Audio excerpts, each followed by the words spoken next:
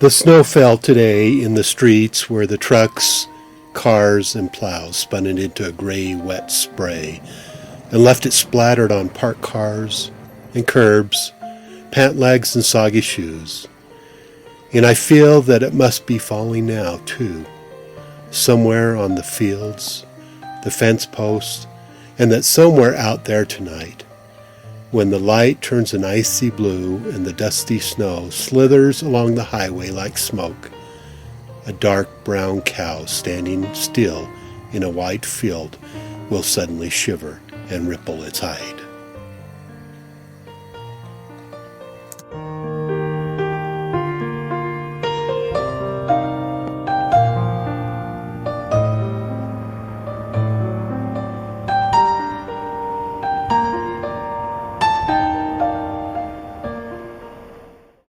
I passed a window where the head of an electronic Santa Claus moved up and down endlessly. Along the crowded sidewalks, a loudspeaker blared fa la la la la over the muffled heads of passers-by. In a crowd on a corner, I saw a child licking at a clear red unicorn on a thick stick, and the snowflakes stung my cheeks. And I remember those glass candy animals.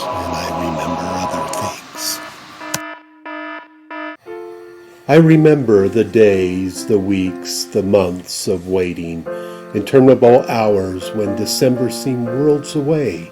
I remember tinseled moments even before October's leaves had turned to blue-gray smoke in the November air, when a sudden woody smell of pine or a far-off jingling of a bell sent crystal shatters of Christmas tingling through my veins. I remember the smell of the new Christmas catalog when it came, and how the pages felt, and how reaching with some inexplicable power through the endless blur of days ahead, it could steal a handful of Christmas and scatter it instantly, sugared and glittering, before us on the front room rug where we lay. Every page was Christmas.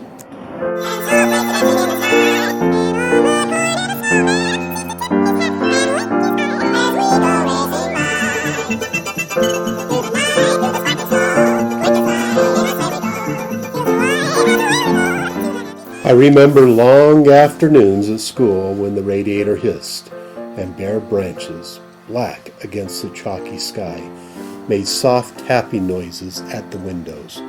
Weary of making crayon Christmases on sheets of paper, I would let my pencil plow a little furrow of dirt from the cracks in the floor, where I longed for the passing of weeks and waited for that special day. After the endless days of painting, cutting, and pasting and shellacking the secret gifts, wooden Christmas card hangings, they would lie drying on the low shelves by the radiator. Then in mid-December, there would be no more going back to school for almost 2 weeks. Yet the waiting would go on, only now it would continue at home. Watching from the front room window for the first sign of a snowflake, carefully printing the letter and trusting it would reach the North Pole in time. Studying the blackened flue of the fireplace and wondering how the whole miraculous thing could possibly be brought about.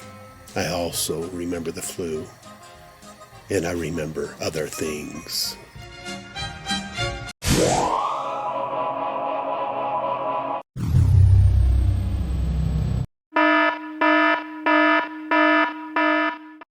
I remember the days of wrapping Christmas gifts, my paper and ribbons strewn out on the rug, or set up temporarily on a card table, but inevitably before the fire, so that I could savor the piney smell and be near as possible to the popping, crackling fire. Its sizzling sap seemed to whisper, "It's coming, it's coming, it's coming." I recall running with scissors, excitement throughout the house, and then dropping them on my foot. It stuck there, standing straight up, until I had the courage to withdraw the point from deep in my foot. I remember Christmas card cutouts, the obligatory winter scenes, the village houses, steepled churches, and somehow owing more to Callender, New Hampshire, and Vermont than to Salt Lake City or Sugar House that surrounded me. I also remember going to Sugar House and the Santa shop that was there in the square, and being able to wait in line on a cold winter's night to tell Santa exactly what I wanted for Christmas. I remember Christmas tree shopping at the Allied lots. Somehow it always happened on the coldest night of the year. We were always drawn or corralled to the $5.99 line of trees and would pick out the best possible one. We knew that Dad would drill holes in, filling the branches where there were none. All the rearranging made for the perfect tree. I loved the dusty, sweet, and spicy smell loaned by the tree to the front room. But I hated the pine gum that stuck to my fingers and resisted soap and water, giving way finally only to the salty slipperiness of Mom's butter. And when the dusty boxes were brought up from the basement and opened on the front room rug, I loved the smell of the candles as we unwrapped them from their crumpled tissue. I loved seeing each tangle of colored lights finally glow against the rug as we tightened every globe and tried each string in the socket to discover which burned-out bulb was holding back. Good for another year! And I loved rediscovering each ornamental bell and ball. Old friends momentarily forgotten since that January day nearly a year before, when they were wrapped between the advertised news pages of Castleton's and Woolworths, tucked away in boxes to await December's resurrection. In those days, our decorations were a mess of Christmases past, and all the dearer for the memories they invoked. Almost no ornaments, from the magenta foil types to the fragile glass bird with spun glass tail, were alike. And the tree lights themselves, many enhanced by metallic reflectors in the shape of water lilies or stars. And when each member of this bizarre mess had found a hospitable bough, and when all the foil icicles had been hung until they dripped, silver and shimmering, from almost every needle, we hid the homemade tree stand under a felt-decorated skirt made by Mom, sprinkled it with glistening mica flakes, and set up on the mantel a miniature cardboard and later ceramic village.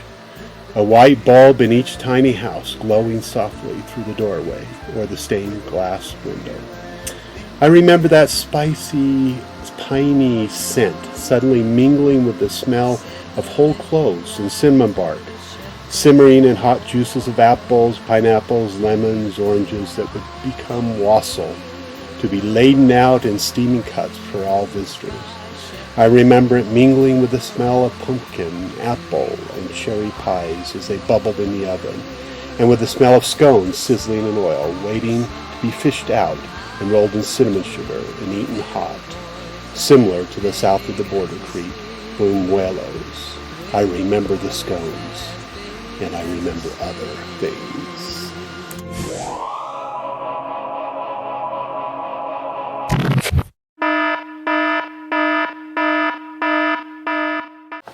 By Christmas Eve, the mound of presents growing under the tree had almost obscured the tree skirt completely, and each package there for more than a day had been rubbed and poked and pinched from every angle.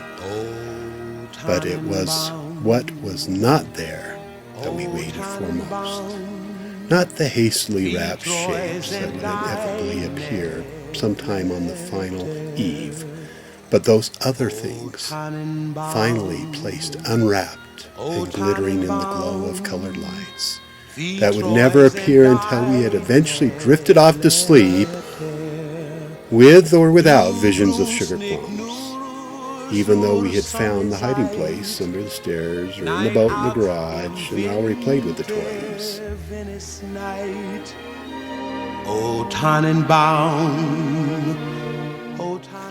A snowfall on that eve of eves had seemed beyond question. And I remember standing one year in my pajamas, looking with wonder through the window at only a gray-blue bleakness settling in on the dead and naked grass. Santa Claus' sleigh, even flying through the stars, seemed unnecessary and impossible without the obligatory frosty whiteness that bade to fall and cover the world. And fall it did. And fall it did. And fall it did. As I pressed a wet cheek against the cold glass, feeling somehow cheated, I saw the first tiny flakes, like a lint fluttering in the wind, slithering down the cold blue sky. The snow was necessary in order for the miracle of Christmas to be.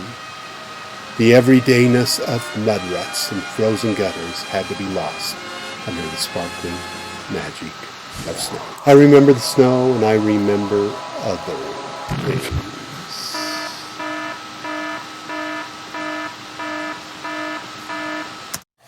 I remember our annual trek to Christmas Street. It was only a few blocks east of where we lived, but it seemed like miles away. I also remember how boring it was, yet magical, to read each sign placed in the yards of those that participated. Then off to Temple Square, downtown Salt Lake City, where the lights, the music, and the manger scene could be seen and enjoyed. It was a magical time.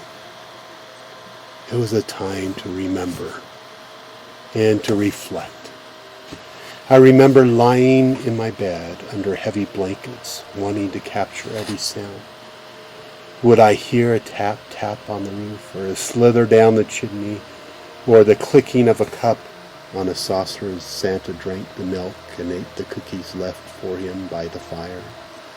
Yet I longed at that same time for sleep to come quickly, in order to make the night disappear and the morning come.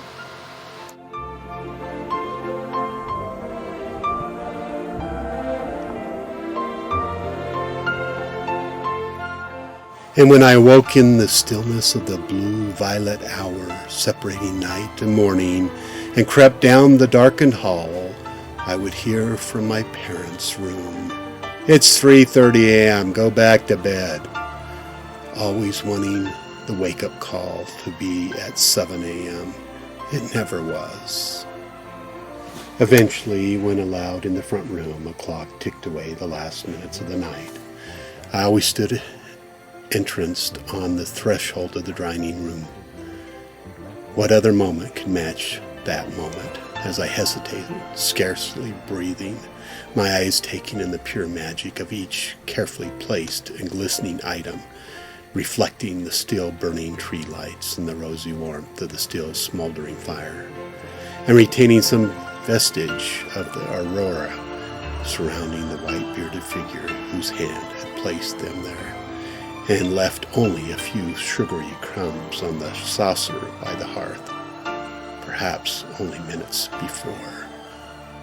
Careful not to break the spell, I would rush around and look at everyone's gifts, each place near their name that we had carefully wrote, and then turn to examine first with my eyes, then with my fingers, each precious piece of farm set with its hard rubber pigs and cow, or on other years a rustic fork with Indians and cavalry. Once the featured item was a set of Tinker toys, another time Lincoln logs, still another a shiny and complicated erector set. This was the special hour, the quiet hour before the dawn, the room bewitched by lights of the tree, and the only sound an occasional popping of a spark or the soft shifting of coals as pine logs, now charcoal, crumble into the rose gold embers. I worship this hour, the enchanting moments when Christmas and I touched, and nothing broke the spell. Even the taking down of my stocking, which now bulged lumpily and heavily on sagging string, was a ritual. As I turned it upside down, emptying the contents on the floor, I was allergic to every nut, every piece of ribbon candy. There would be an orange too, though it was exactly like those colder ones from the kitchen. It seemed marvelous and special. Also the lifesavers that looked like a small book, but only at Christmas. Later on in the morning, when the front room was lost under a storm of wrapping paper and ribbons, we would listen to Bing Crosby sing White Christmas. And the smell of the roasting turkey would permeate the house, drifting from the roaster on the back porch, while neighbors, friends, relatives were stomping the snow off their feet outside the door and bursting in, arms full of presents, shouting out the greeting that we all loved. I never tired of showing one more time that marvelous portion of chaos that was mine alone. And only in the late afternoon, when I lay drowsily on the rug before the fire, and the house was quiet again, would I feel the melancholy seeping in. The sad, sad thought that night was coming on. And then it would be tomorrow, and that tomorrow would be Christmas no more.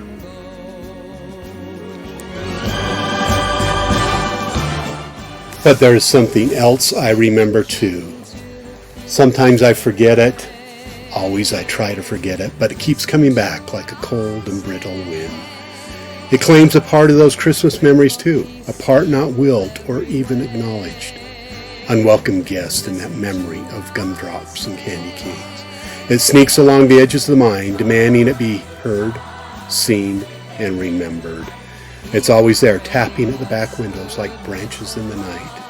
I remember how selfish I was and how bad I felt as a grown, newly married man at Christmas, thinking only of the Christmas traditions I grew up enjoying, the things that made Christmas for me, not considering that my bride might have traditions that she would like to incorporate in our new young family. She too wanted to continue her magical Christmas childhood. Tamales and buñuelos on Christmas Eve, rather than perhaps the roast beef sandwiches in by the fire that engulfed my warm memories. Today the snow fell in the streets and the cars slipped and slid and spun around, snarling traffic at every corner. The sidewalks were lost under gray-brown slush, but maybe the snow will mercifully continue to fall and cover it all. Maybe down the highway where the snow blows like smoke across the road and some cows shiver in the wind, the snow will be thick and deep and white. Esther Jean, where are you now that the snow is falling once again on the fences and the fields? I didn't cry for you then, but I cry for you now.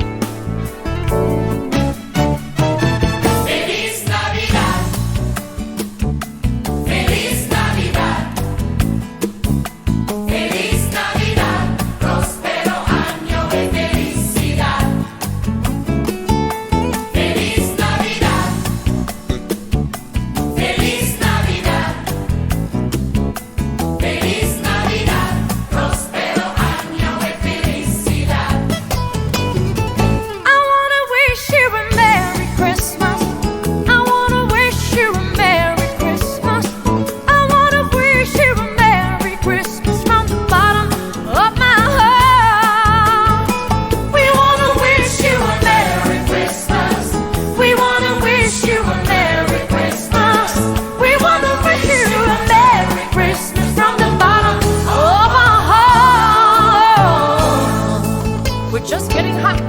Ooh.